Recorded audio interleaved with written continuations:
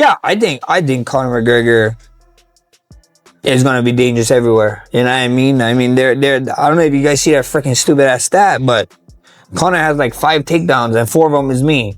So it's not only his left hand, he might in his back pocket think, I can wrestle this guy maybe, you know? Yeah. And then everybody keep talking about his leg, but I think Conor kicks, you know what I mean? So at the end of the day, there's a lot more than just his left hand, you know? And if Conor's thinking only his left hand, then he's already behind in the fight. So I think so. We're going to see a very dangerous mixed. I've never ever made a secret of it. I'm a massive Conor fan, but I'm also a massive Max fan. You know, Conor started coming up when I was just starting out my pro career. His UFC run started. So he was a guy that I genuinely looked up to as I progressed in the sport. Imagine this. Imagine Conor beating Max Holloway and getting that title shot. I think if there's one guy who can rip up the script, it's Conor McGregor. As he's done so many times. Yeah. I'm going with the Max. I'm never going against it. I'm never going against Conor. Yeah, okay. No matter against like Max Holloway, massive fan, love him. He's a great fighter, and you know he's a deserving of everything that he's gotten and all the praise. But I can't go against Conor. Where do you think Conor could win the fight? You know, Conor has that scary timing. He has that scary timing. Everybody that's fought him says that. Yeah. That timing, and he has that sneaky power. Everybody that fights him says when he hits you, you feel it. Yeah. You know, it just takes one. It just takes one. Ilya knocked out Max. You know, it can be done. Yeah. I agree that there is a chance Holloway is going to take this fight.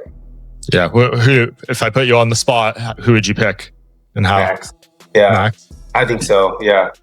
You think he stops him, or could you see this going all 5? Or I think he's going to stop him. Yeah. I think.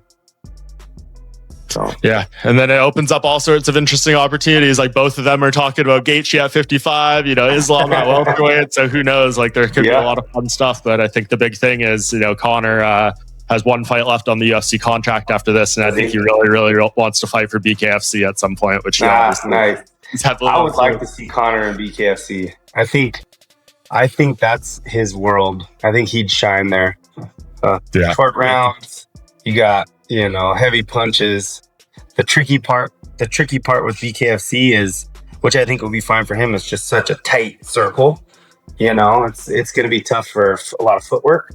But yeah, I think if he's in there and he's landing some of those big Conor punches, that's going to be fun to see. So yeah, we'll see if he does it or if the UFC breaks the bank to keep him around, depending on the success of this event. I think it ultimately depends on this. So Conor McGregor's been out there living his best life. Fair play, going around the world on his Lamborghini yacht and spending shitloads of dough. Right? Fair play to him. But there's one thing he knows how to do, and that's fight. And he knows how to knock people out in the very first round as well. And that first round against Max Holloway is going to be very, very interesting. Max is going to have to be careful. He's not the type of guy to dance around and stay away and just just jab and jog. No, he's going to stand his ground and fight like a man. And that's what's going to make it so dangerous. Because yes, of course, if he gets out of the first round and it goes to the second and the third round, Conor McGregor was never a cardio machine. He was always a guy that tended to fade in the prime of his career. And if he struggled going into the later rounds in the prime of his career when he was coming up, he's certainly going to struggle now when the man's pushing 40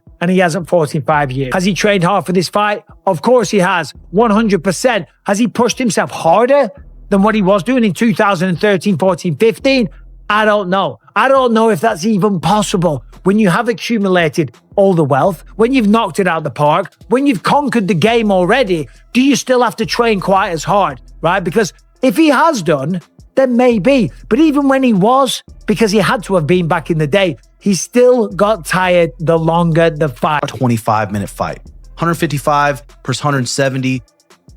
But the thing about Conor at 170, he's going to thump. He's going to thump.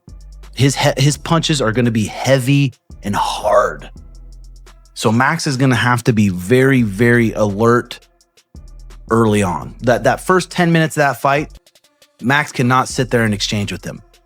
Conor's going to be stalking him down, maybe trying to stomp his leg a bit, ripping 3-2s, throwing heavy bouts. So this video here was posted about 5 months ago on the Mac Life page. Him getting ready and looking thick. Thick Conor's a scary Conor. And he's a springy dude. Springy dude. Orthodox there. Ripping bodies, ripping juicers of the guts. We love those. springing into a left knee. And he's looking like, I mean, vintage Conor, the nasty left hand. Nasty left hand. I guarantee you Max Holloway is not going to be sitting against the fence. Michael Bisping believes this is one of the toughest stylistic matchups Conor McGregor could face. According to the former UFC champion, Max Holloway's greatest strength is his ability to maintain relentless pressure, throw high-volume combinations, and gradually wear opponents down over 5 rounds. While Bisping acknowledges that McGregor has the kind of knockout power capable of changing a fight in an instant, he also believes Holloway's pace, durability, and consistency could become increasingly important if the contest extends into the later rounds.